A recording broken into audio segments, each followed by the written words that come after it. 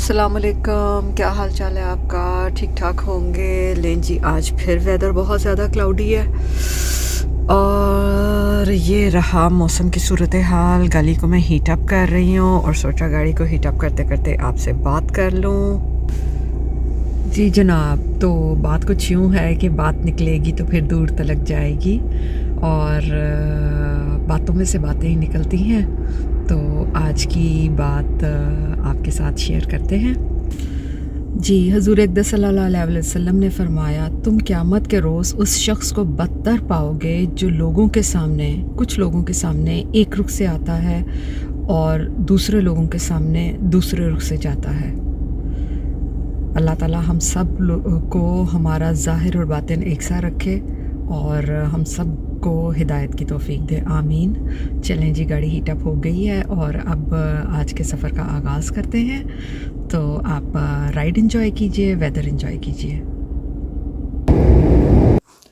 جی جناب، تو آج کل واٹس ایپ کے اوپر کافی ایک میسج جو ہے وہ فارورڈ ہو رہا ہے، اور جب میں نے اس کو پڑھا تو مجھے دل چاہا کہ واقعی جس نے اتنا ایک کارآمد تجزیہ کیا ہے وہ قابل دید ہے اور قابل سلوٹ ہے، اس کو سلامی، بلکہ 21 توبوں کی سلامی دینے کو دل چاہ رہا ہے۔ تو تجزیہ کچھ یوں ہے، آپ بھی جب یہ تجزیہ سنیں گے تو آپ بھی، میرا خیال ہے کہ اس تجزیہ نگار سے اور بلکہ مجھ سے بھی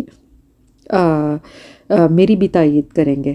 تو جی، تجزیہ کچھ یوں ہے کہ جو میں نے پڑھا واٹس ایپ پہ، گدھے کا گوشت کھلانے کی خبر چلانے کے پیچھے کیا راز ہے؟ یہ کروائیاں کون کرتا ہے؟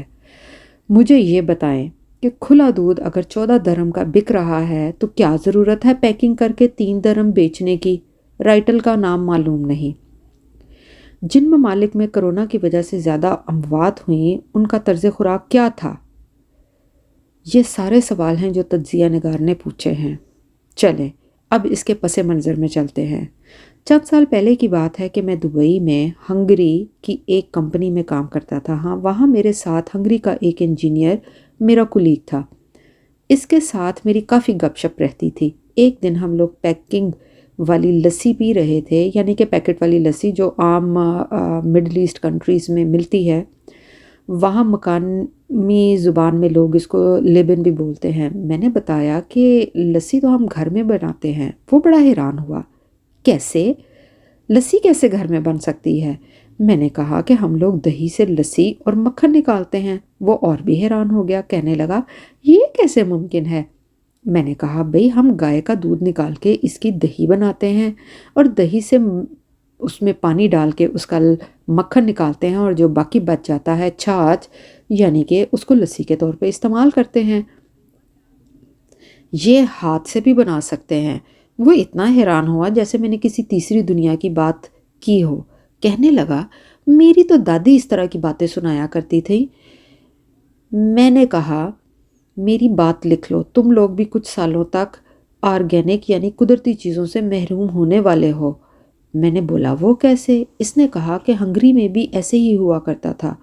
ساری چیزیں پہلے ہاتھوں سے گھروں میں ہی بنا کرتی تھیں، لیکن معاملات اور معیشت یہودیوں کے ہاتھ میں آ گئی۔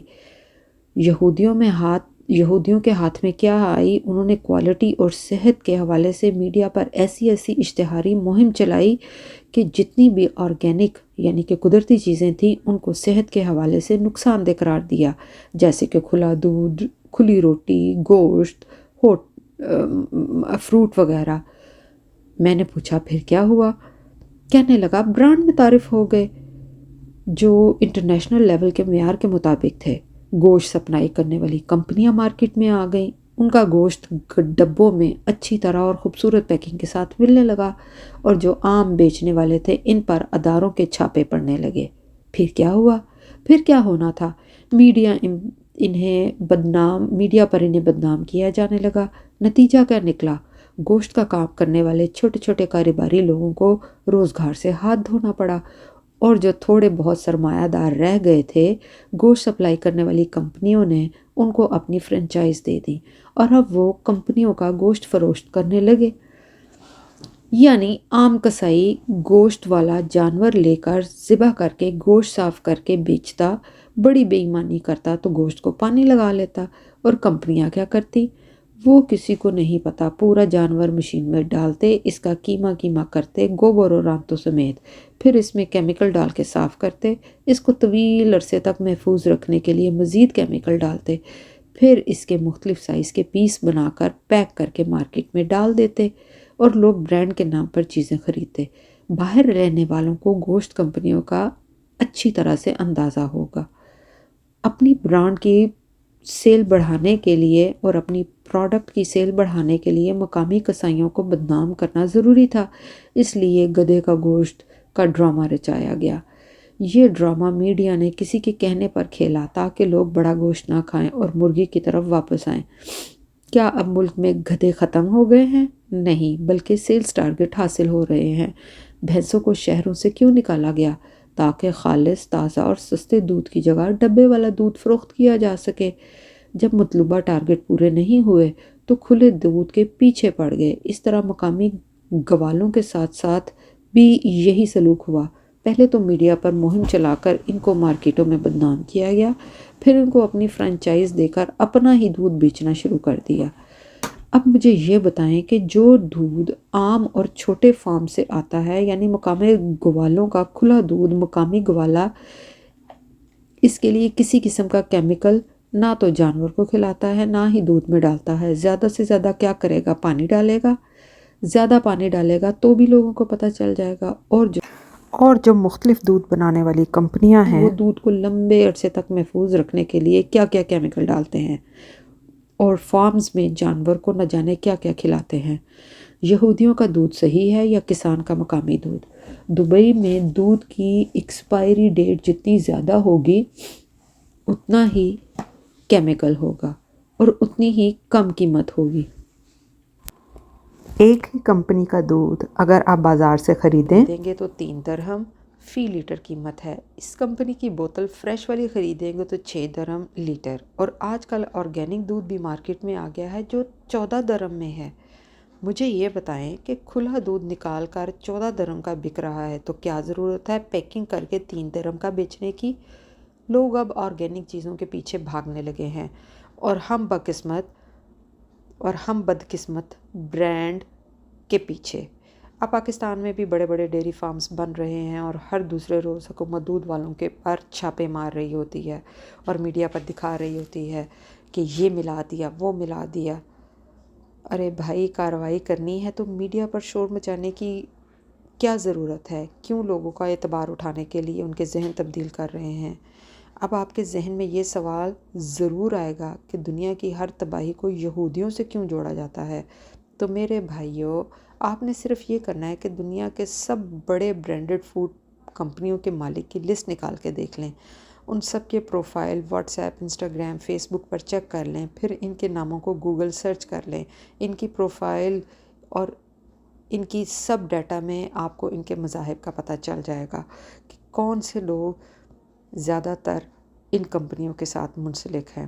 بہرحال اس سارے تجزیے کا مقصد یہ تھا کہ اپنی قدرتی خوراک کو اپنائیں، شارٹ کٹ سے بنی ہوئی چیزوں کو مت استعمال کریں، خاص طور پر اپنی اولاد کو ان سے بچائیں، مثلاً پیپسی، کولڈ ڈرنک، چپس۔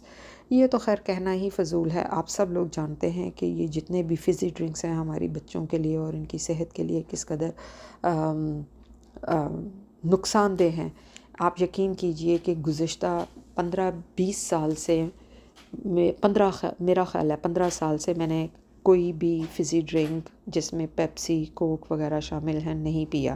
ہاں، یہ ضرور ہے کہ جوسز میں لیتی ہوں، اور وہ بھی فریش۔ فروٹ کھانا پسند ہے، وہ بھی فریش۔ فروزن جوسز اور پیکٹ والے جوسز مجھے وہ بھی سخت ناپسند ہیں، اور باہر طور کوشش کیجئے کہ مینوفیکچرڈ چیزوں کی بجائے اصل چیزیں اور قدرتی چیزوں کو استعمال کیا جائے۔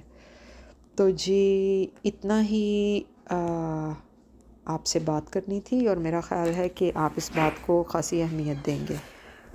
جی تو دیکھ ہی رہے ہوں گے آپ کے راستہ پہنچ گیا ہے، اور آج ٹریفک کیفی مجھے جیم ملی ہے، خاصا رش ہے۔ تو راستے میں جگہ جگہ تھوڑی تھوڑی دیر بعد مجھے بریک لگانی پڑی ہے، کافی سلولی ٹریفک موو ہو رہی ہے، تو انشاءاللہ تعالی جلدی ہم پہنچ جائیں گے۔ تو جی بات ہو رہی تھی کہ ہیلدی فوڈ کی اور آرگینک کی۔ امریکہ میں رہتے ہوئے یہ چیزیں اب زیادہ محسوس ہو رہی ہیں کہ جیسے ابو ہمیشہ بیکری سے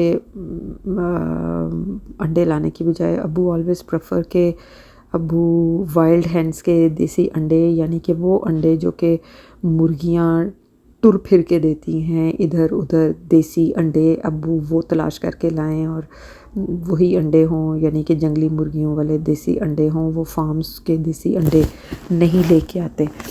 تو اسی طرح آرگینک یہاں پہ تو کافی زیادہ ہو رہی ہے، یعنی وہ کہتے ہیں نا کہ کسی کا منہ لال تھا تو اپنا چپیڑا مار مار کے لال کر لیا۔ تو ان لوگوں نے اتنا فاسٹ فوڈ اور اتنا یہ اور وائے اور اتنی چیزیں کی، اور ہم لوگوں نے اپنا سادہ اور خوبصورت طرز زندگی چھوڑ کے ان کی دیکھا دیکھی اپنا بھی منہ چپیڑے لال کر کر کے اب ہماری جنریشن کو، تیسری دنیا کے ممالک کو ان غلط چیزوں کی عادت پڑ چکی ہے۔ سر شام ساری رات فاسٹ فوڈ پک اپ پوائنٹس کھلے رہتے ہیں، لوگ ڈائن آؤٹ کر رہے ہیں، لوگ کھا رہے ہوتے ہیں، اور ہماری جنریشن بس میرا خیال ہے کہ پاکستان میں تو خاص طور پہ جو بڑے شہر ہیں وہاں پہ تو یہ ٹرینڈ ہے کہ جناب رات کو کچھ نہ کچھ باہر سے کھایا جائے اور کچھ نہ کچھ ہو، اور اگر 1-2 دن کا ناغہ ہو گیا تو طبیعت میں ایسا لوگ سمجھتے ہیں کہ کوئی گناہ ہو گیا ہے جو ہم نے نہیں، اگر یہ کام کیا تو ہمارے اعمال میں لکھا جائے گا۔ تو بہرحال come towards the organic food, come towards the natural things. This is the only way to keep yourself healthy, keep yourself and your generations and the young ones very healthy. ٹھیک ہے جی، تو بس میرا خیال ہے کہ مجھے اب ویڈیو کو یہیں بند کرنا چاہیے، کیونکہ آج میں 2 دفعہ ڈیٹور ہوئی ہوں، کیونکہ میرا ایگزٹ میں نے مس کر دیا اور میرا راستہ ضرورت سے زیادہ طویل ہو گیا ہے، اور کبھی میں ایک ٹریک سے دوسرے ٹریک میں آ رہی تھی۔ تو اب مجھے ابھی ویڈیو کو یہاں پہ یہ اختتام کرتی ہوں، کیونکہ میں ڈی ٹریک ہو گئی ہوں اور اب مجھے واپس اپنا ٹریک لینا ہے، مجھے اب پھر ایک بہت لمبا روٹ مل گیا ہے۔ اللہ حافظ۔